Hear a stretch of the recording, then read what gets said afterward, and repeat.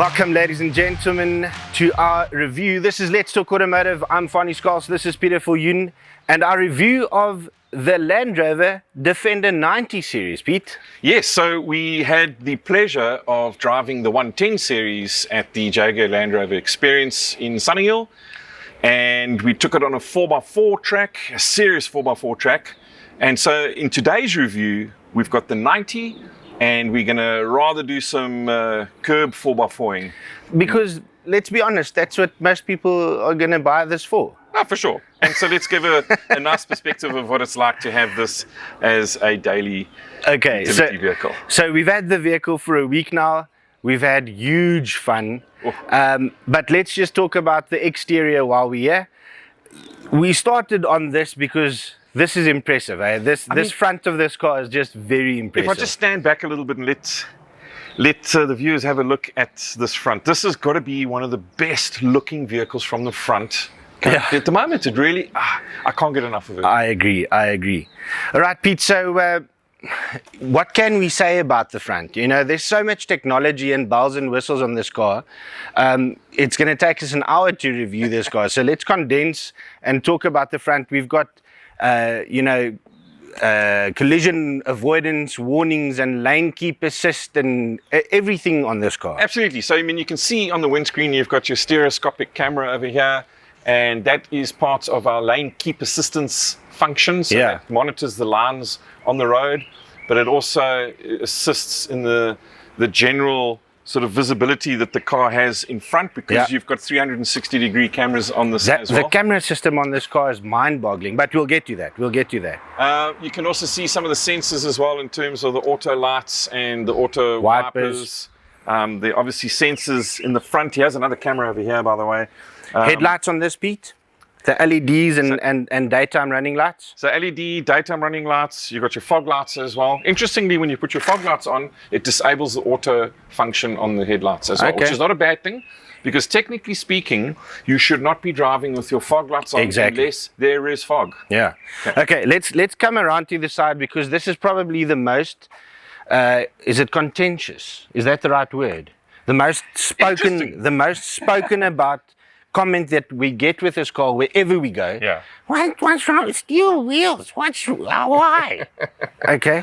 Well, but it makes so much sense on this car. It's part of being rugged, but I think they've done a great job in obviously color coding them. Yeah. And they look sturdy enough. Let's put it that way. And the reasoning behind it would be for what? For off-road use. Yeah. A steel wheel would make more sense off-road. It's easier to repair in the bush if you do bend it. Whereas aluminium doesn't bend. Aluminium breaks.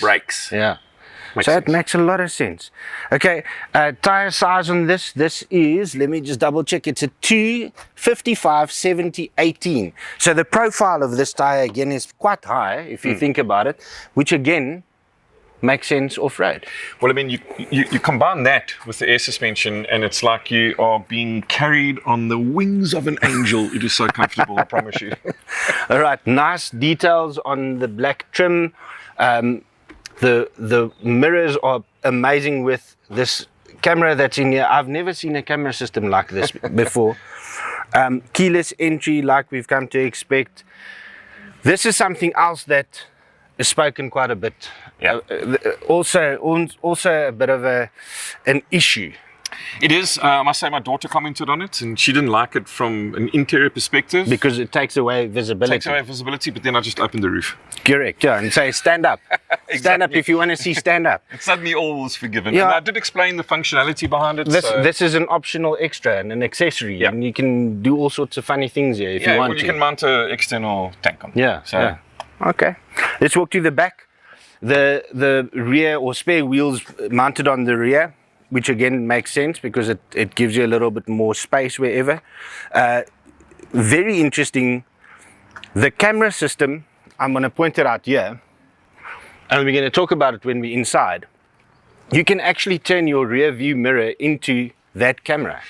It's going to be a nice discussion point when we drive. It took a little bit of getting used to it. Once I got used to it, I loved it. I couldn't go back to using the mirror as a standard mirror. Agree. So that's on there. Park distance control. and an electronic tow hitch. Yes. Which we'll show the guys just now. Coming to the back, Peter, and opening this up, there's not a lot of space. Now, this is something that we're going to talk about.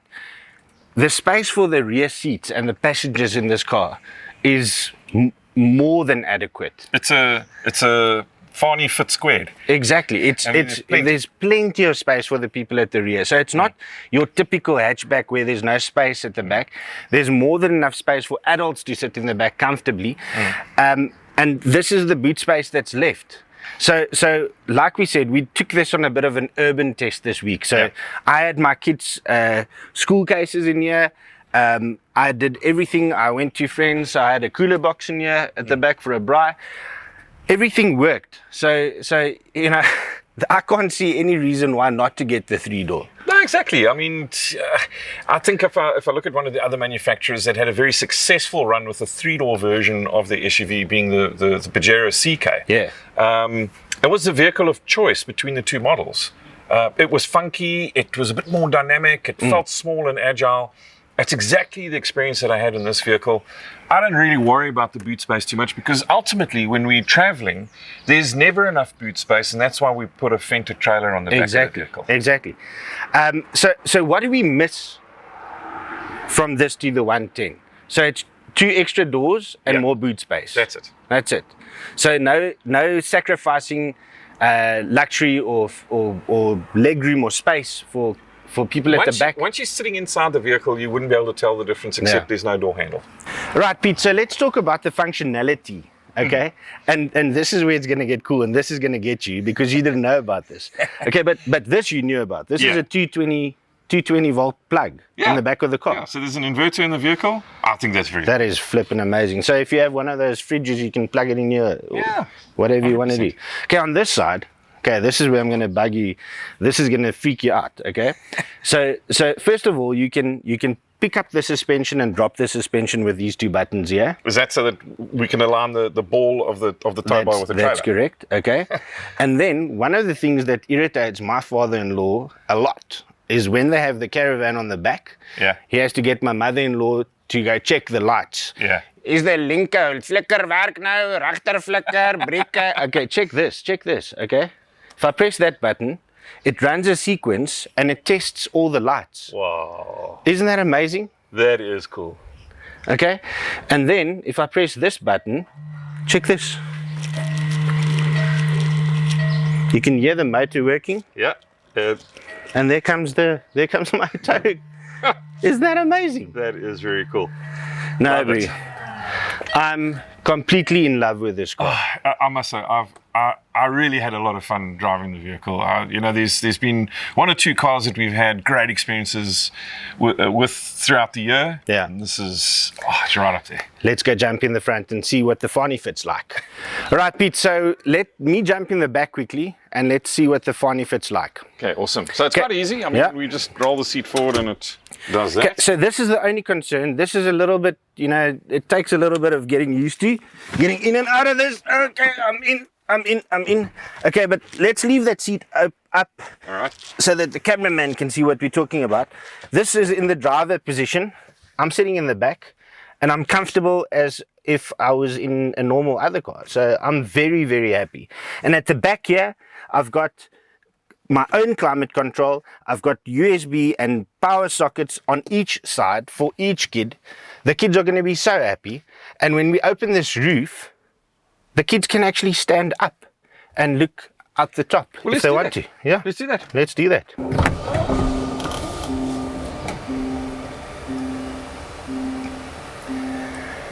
All right, Pete, so press it again, yeah?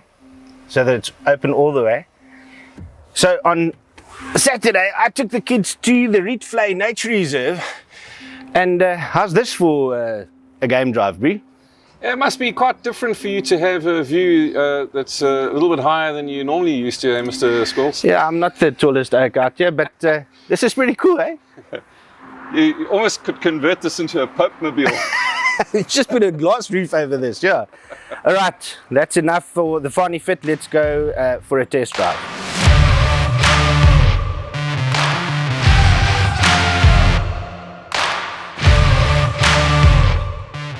Right, Pete. So now this is what it's all about. The interior of this amazing Land Rover Defender.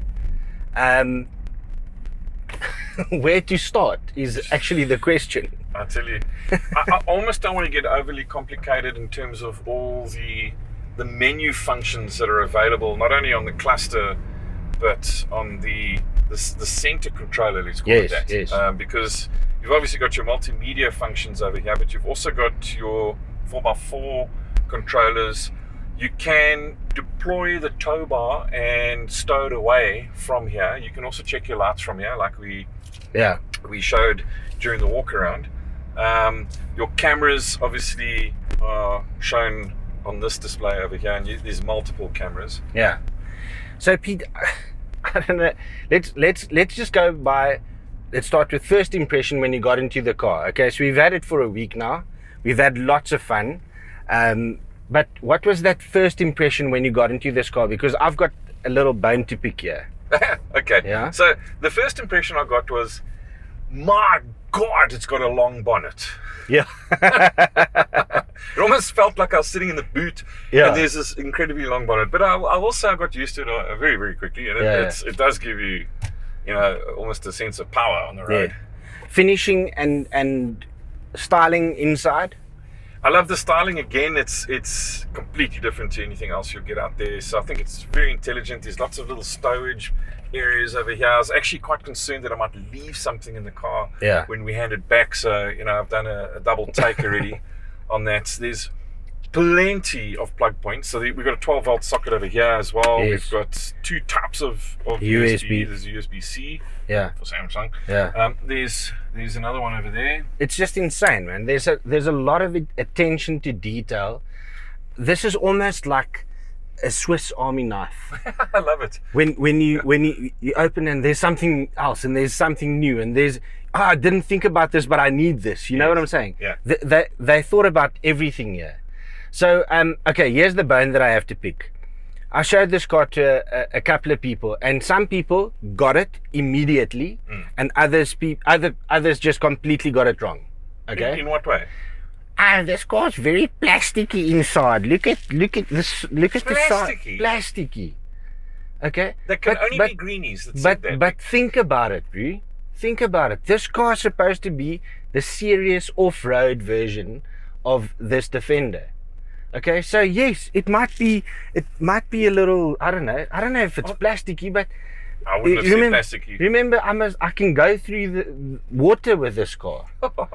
It's almost like you can, spray it out and clean it and whatever the case is. So that's the bone that I had to pick, but I never ever once got the sense that this was plasticky. It's a flippin' amazing finish.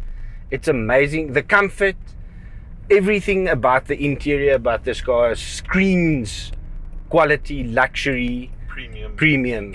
It's amazing. I'm intelligent, extremely. Actually. I think it's intelligent. I mean, on one of the options, you can have this center area removed over here as well, so that it's even more geared towards hardcore off-roading and getting dirty inside. Yeah. So, okay, that's a good point. Let's talk about options and pricing. Okay, so this Land Rover Defender 90 is retailing the base price without any options for just under 1.1. It's 1096 or something like that. So it's just under 1.1 million rand at a base cost.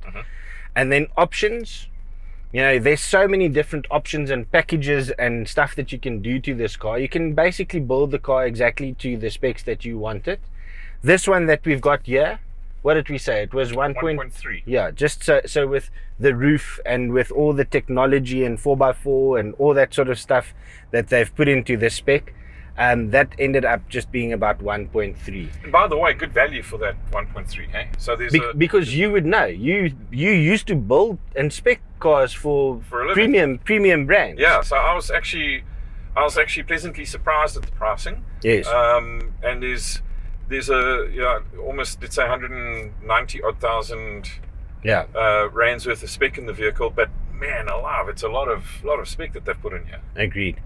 Okay, so let's talk about customization, because you can basically do what the hell ever you want here. That screen in front of you You can customize that. Yeah, so we And- can change the whole layout. So we can have, for example, if I just get to the actual cluster menu over here as well. If I can do that while driving, so maybe, yeah, there we go. So, and I don't want to run over any pedestrians. Yeah. So we can look at the layout, and on the layout, if I select that, I can have 2 dials. I can have 1 dial, which is very cool. That is amazing. Your map next to you. You can have the full map if you wanted, and then very basic information at the bottom with the digital speed at the top, and then your media. So we can have all the information about the media, Radio and whatever, yeah. and all those good things. And then if we've got one of our driver assistants programs Options, yeah. on, it'll show that as well. So let's see if I can simulate that. Put a limit on. Okay, I can't get it. There we go. There you go. So now you can see I've got lane keep assist on. There we go. Isn't that insane? Okay, so one of my favorite party tricks with this car, with the kids in the back, was most definitely the lane keep assist. I mean, this is not just a warning. This does not just warn you when you are crossing the lines. This actually steers the vehicle back into the lane. So why don't we test that quickly? Okay, so on that, I wanted to make mention of it. So I'm gonna kind of let the car wander, and there it goes back again. Yeah, Sometimes these systems can actually be quite irritating. correct. But this one seems to have been programmed a lot better than other systems that we've come across. So I agree with you. I actually found it very useful, because obviously when I initially got the vehicle, I was really playing around with a lot of menus, and I didn't quite keep my eye on the road. And this kept me back in the lane, but it wasn't irritating whatsoever. And it is. I think it's a bit more preemptive than others. Others wait until you almost straddling the line and then yank you back in. Whereas this is a little bit more refined, I suppose, in the way that it's doing it. I mean, Pete, I don't think there's anything that these guys didn't think about. Well, I tell you what does impress me is that I think you could be guilty as a designer of sticking in specifications and features for the sake of it. Yeah. Whereas everything that I see over here, I go, okay, there's a function for that. Yes. This makes sense. This is practical. It's not just there just because. Correct. Okay, so by far my favorite driver of the year, there's 2 reasons for it. Obviously we see a lot of cars, so we sort of get accustomed and used to these things. We're spoiled, yes, let's say it. So it takes a lot to actually blow my socks off, which this has definitely done. And then driving this is actually an experience. It's not just driving. It's not driving a car. It's actually an experience. And I don't know if I'll ever get used to it. Maybe you'll get over it in a couple of weeks or months. But the time that we had the car, I just loved every second of it. Yeah, I found myself looking for excuses to nip out and drive and take the kids somewhere. Or, yes. The drive is very engaging, not only from a technical point of view, but just a presence point of view, a comfort point of view. It's the engine. This engine is remarkable. By the way, I mean, we don't drive recklessly, but I was frisky on the accelerator, and to work and back over a 2-day period, that's probably close to 200 kilometers. I was averaging 8.6 liters per 100 kilometers, which for a vehicle of this size, that's amazing. It's absolutely amazing. We spoke about this mirror, and this is something that we forgot to talk about quickly. We spoke about this mirror when we were outside, and it's in the camera function right now. So there's a camera on the top of the roof, and this is what we're seeing, that live HD display. It's unbelievable. And if you flip the button, now it's back to being so now I can check my hairstyle.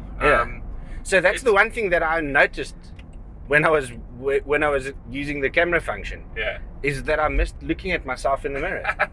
True story. The other thing is that takes a little bit getting used to, and it's just a question of getting used to, is the fact that it's a wide angled lens, so Yes. you can see a lot more. In fact, you can actually pick up, like this car over here Yes. behind us. I can see quite clearly, almost in the center of this mirror. Yet I can see it in my wing mirror on the left hand side. So Correct. it picks up vehicles in your blind spot. Yeah.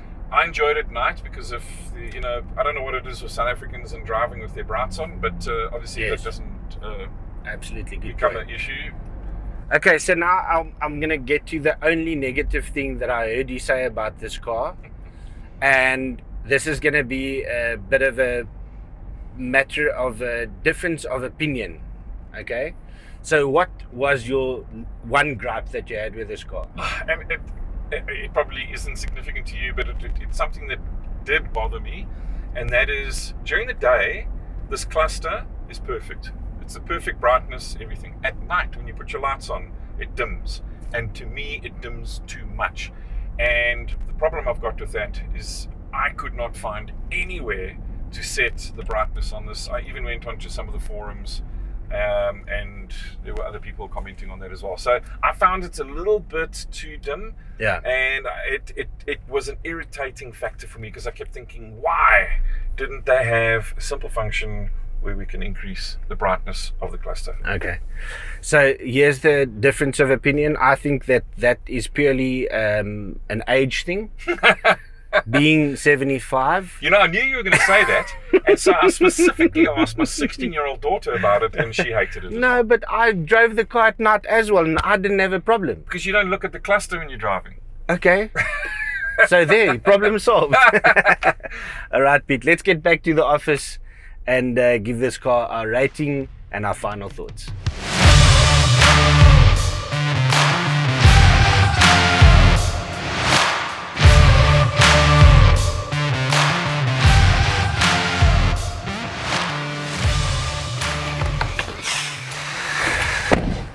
So Peter, undoubtedly the biggest smile I've had this year so far. This Defender just ticked all my boxes. It really is almost the perfect car, if I can say that. I wanted to tell you, we spoke about the cluster inside. When people manufacture Persian rugs, they look perfect, yeah? Yeah. And what the guys do is they deliberately build in a defect. Okay. Because only God can be perfect. And I think that kind of sums up this vehicle for me. It's almost godly perfect. Yeah. So they deliberately didn't put a dimmer on the cluster. And I suppose I can have forgiveness for that. Okay. Let's talk about ratings and if you would buy one, yes or no. Okay, so for me, I know people are going to start calling me a schizo or whatever the case is, but this is definitely a 10 out of 10. It's definitely a 10 out of 10, and I would definitely buy one. So think about it this way, Fani. I mean, this ticks off everything. The design is unbelievable. It's so well thought out. The capabilities from a 4x4 point of view are the best. There's nothing else that can touch this. Yeah. The electronics, the technology is just mind-boggling. It is mind-boggling, really. The engine, this 2-liter twin-turbo diesel, 177 kilowatts, for goodness sakes. I mean, we thought it was a V6 at one stage. So it really does tick all the boxes. So I agree with you. Look, 10 out of 10. I probably would have given it an 11 had it not been for that for the damn cluster. Would I buy one? I've said even before we drove this, that all things being equal, this is going to be a vehicle that I will buy. Yeah. All right, Pete, I'm very unhappy to give this car back. Yeah. Because unfortunately, I can't afford it right now, but hopefully soon. So the guys at the Land Rover dealerships, please don't phone me next month. You can phone me in about 3 months from now. How's about that? And that's it for this week's review, and we'll see you guys again next week. Have a good one. Cheers, everyone.